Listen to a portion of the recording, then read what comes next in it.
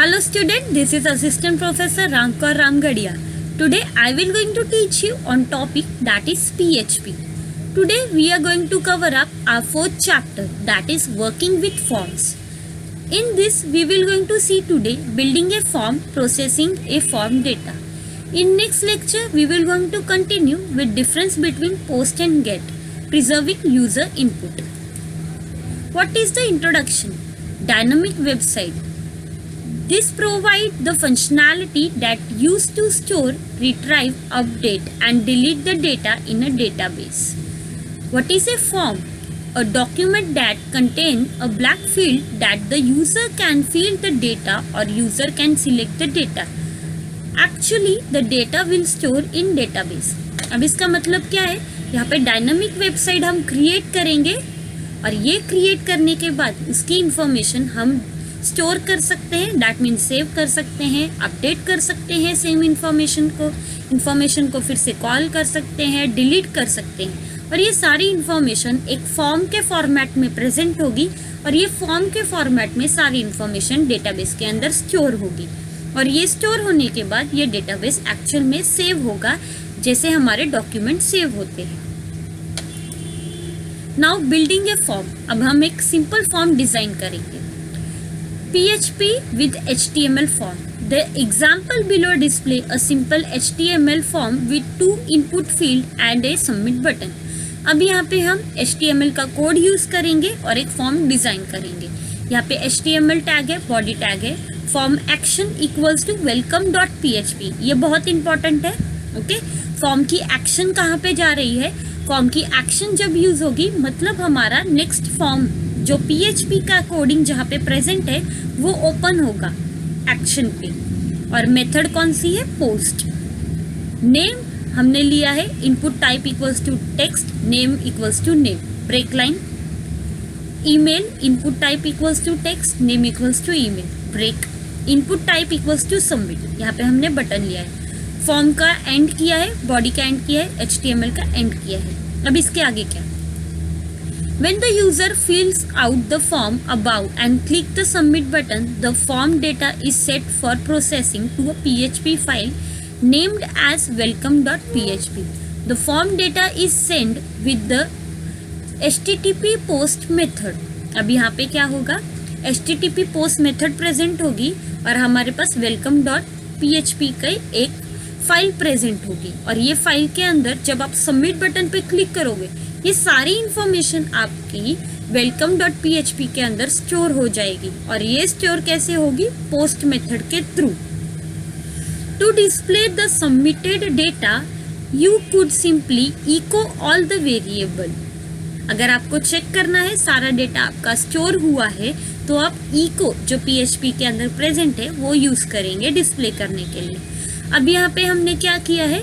PHP का code write down किया है कौन सी फाइल के अंदर? welcome.php फाइल के अंदर. अब यहाँ पे हम देख रहे हैं एग्जांपल welcome.php फाइल का. HTML बॉडी टैग वेलकम, ठीक है, PHP फाइल का नेम था हमारा वेलकम. अब यहाँ पे हमने लिया है PHP इको पोस्ट, नेम हमने लिया था, नेम दिखेगा, ब्रेक होगा. योर ईमेल एड्रेस इज, यहाँ पे फिर से PHP इको पोस्ट आपकी ईमेल एड्रेस दिखेगी.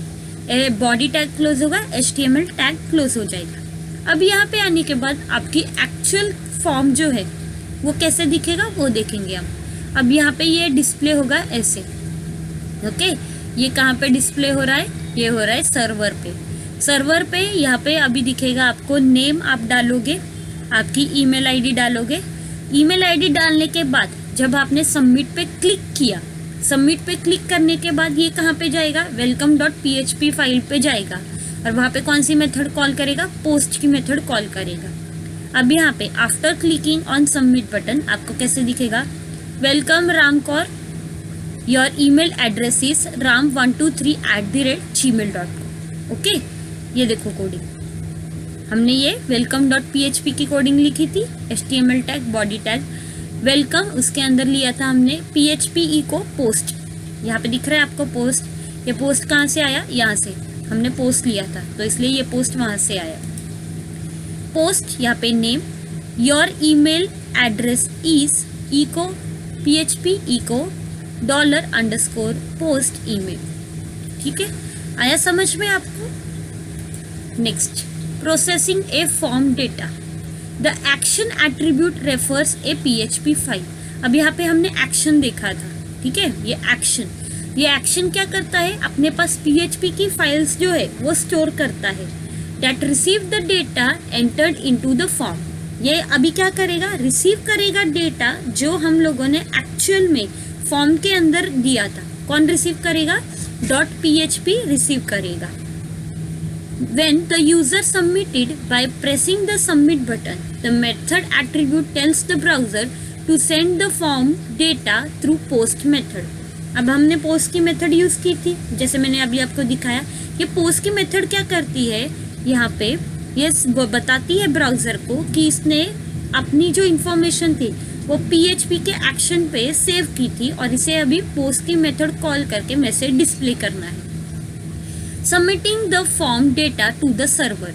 जब हम ये डेटा सबमिट करते हैं तो ये सबमिट कहाँ पे होता है, सर्वर पे, और ये रन कहाँ पे होता है, ब्राउजर पे। The action attribute of the form specify the submission URL। अब यहाँ पे सबमिशन करते टाइम जो सबमिशन की URL होगी वो क्या करेगा, वो खुद के पास ले लेगा। दैट प्रोसेस द डेटा, और वो प्रोसेस करेगा डेटा को। The method attribute specify the submission type. अब यहाँ पे मेथड एट्रीब्यूट क्या करेगा, सबमिशन का टाइप देखेगा, गेट है या फिर पोस्ट है। ओके, इसी के साथ हमारा ये फोर्थ चैप्टर फिनिश होता है। नेक्स्ट लेक्चर पे हम ये कंटिन्यू करेंगे और इसके प्रैक्टिकल्स भी देखेंगे। Thank you so much.